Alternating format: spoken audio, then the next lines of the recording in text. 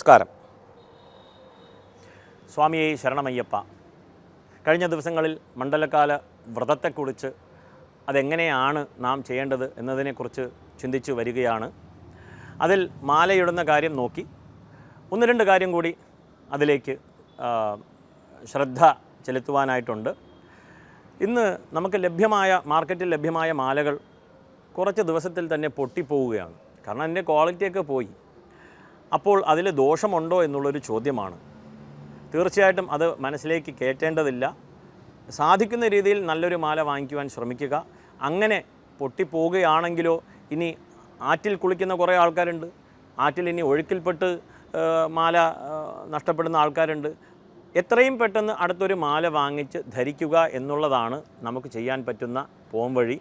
അല്ലാതെ ഇത് മനസ്സിൽ കയറ്റി മാല അയ്യപ്പൻ ഊരി വയ്ക്കാൻ പറഞ്ഞു, അത് കളഞ്ഞു പോയി, ഇനി വ്രതം ഇരിക്കേണ്ട എന്നിങ്ങനെ എന്താ പറയുക, ഒരു ചിന്തയിലൂടെ പോയി വ്രതം നിർത്തി അയ്യപ്പനാണ് നിർത്താൻ പറഞ്ഞത് എന്നുള്ളതിലേക്കൊക്കെ പോയി വീണ്ടും നമ്മുടെ പഴയ കുത്തഴിഞ്ഞ ജീവിതത്തിലേക്ക് പോകരുത് എന്നുള്ളൊരു അഭിപ്രായമുണ്ട്. അതുകൊണ്ട് മാല എവിടെയെങ്കിലും പൊട്ടിപ്പോയാൽ വീണ്ടും വാങ്ങിച്ച് ഇമ്മീഡിയറ്റായിട്ട് എത്രയും പെട്ടെന്ന് അത് ധാരണം ചെയ്ത് വ്രതം കണ്ടിന്യൂസ് ആയിട്ട് മുന്നോട്ട് കൊണ്ടുപോകുക എന്നുള്ളതാണ്.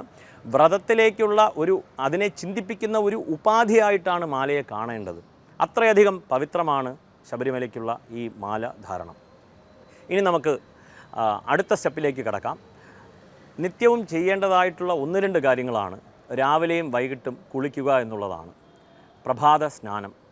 ഇന്ന് രാവിലെ കുളിക്കാറുണ്ടോ എന്ന ചോദ്യം അറിയില്ല. കാരണം ഒരുപാട് പേർ രാത്രി 2 മണി വരെ 3 മണി വരെ കിടന്നുറങ്ങി രാവിലെ 10 മണിക്ക് എഴുന്നേൽക്കുന്ന ഒരു പ്രവണത സമൂഹ മനസ്സിലേക്ക് അല്ലെങ്കിൽ സമൂഹചര്യയിലേക്ക് പടർന്നു വന്നിട്ടുണ്ട്.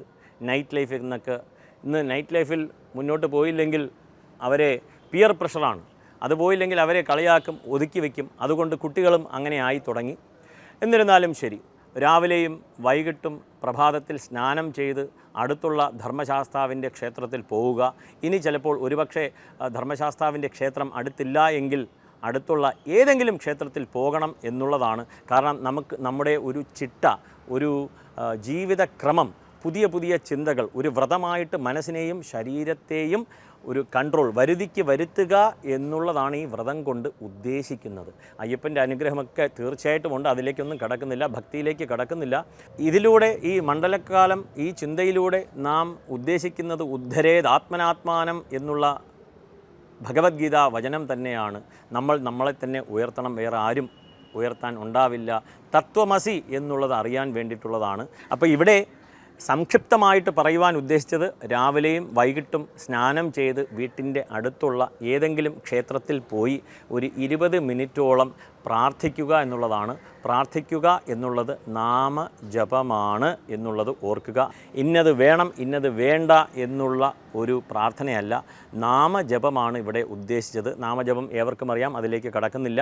അത് പ്രത്യേകമായിട്ട് നമുക്ക് ചിന്തിക്കാം. അങ്ങനെ രാവിലെയും വൈകിട്ടും ക്ഷേത്രത്തിൽ പോകുന്നു, മനസ്സ് ശുദ്ധമാകുന്നു. അപ്പോൾ മാലയിടാൻ തുടങ്ങി 41 ദിവസം രാവിലെയും വൈകിട്ടും ക്ഷേത്രത്തിൽ പോകുന്നു. സാധിക്കുന്നവർ എല്ലാവരും നിർമാല്യ ദർശനം ശീലിക്കുക. നമുക്കങ്ങനെ ഒരു ശീലം ഉണ്ടാക്കി കൊണ്ടുവരാൻ സാധിക്കും. പുതിയൊരു ശീലമാണ്. കാരണം ഇന്ന് ആ ശീലം അന്യം നിന്നുപോയി. ബ്രാഹ്മ മുഹൂർത്തത്തിൽ എഴുന്നേൽക്കുക എന്നുള്ളത് അന്യം നിന്നുപോയി. അതിനെക്കുറിച്ച് ആരും ചിന്തിക്കുന്നില്ല. അപ്പോൾ ഇതിനോടനുബന്ധിച്ചെങ്കിലും മണ്ഡലകാല വ്രതം അതിനോടനുബന്ധിച്ചെങ്കിലും നാം ചിന്തിച്ച് രാവിലെ എഴുന്നേൽക്കണം എന്ന ബുദ്ധിയോടുകൂടി രാവിലത്തെ ഒരു ദിനചര്യ പ്രഭാതത്തിൽ തന്നെ തുടങ്ങുവാൻ സാധിക്കും എന്നുള്ളതാണ്. അങ്ങനെ നിർമാല്യത്തിൻ്റെ പേരിൽ, അയ്യപ്പൻ്റെ പേരിൽ, ശബരിമല മണ്ഡലകാല വ്രതത്തിൻ്റെ പേരിൽ രാവിലെ എഴുന്നേൽക്കുവാനായിട്ടുള്ള ഒരു ശീലം സർവത്ര വൈധനം. എല്ലാ സ്ഥലത്തും ധനമായി വർത്തിക്കുന്നത് ശീലം തന്നെയാണ്. നല്ല ശീലങ്ങൾ ഇതിലൂടെ നമുക്ക് കെട്ടിപ്പടുത്താം. ഏവർക്കും ഒരുമിച്ച് നമുക്ക് മുന്നോട്ട് പോകാം. സ്വാമിയെ ശരണമയ്യപ്പ.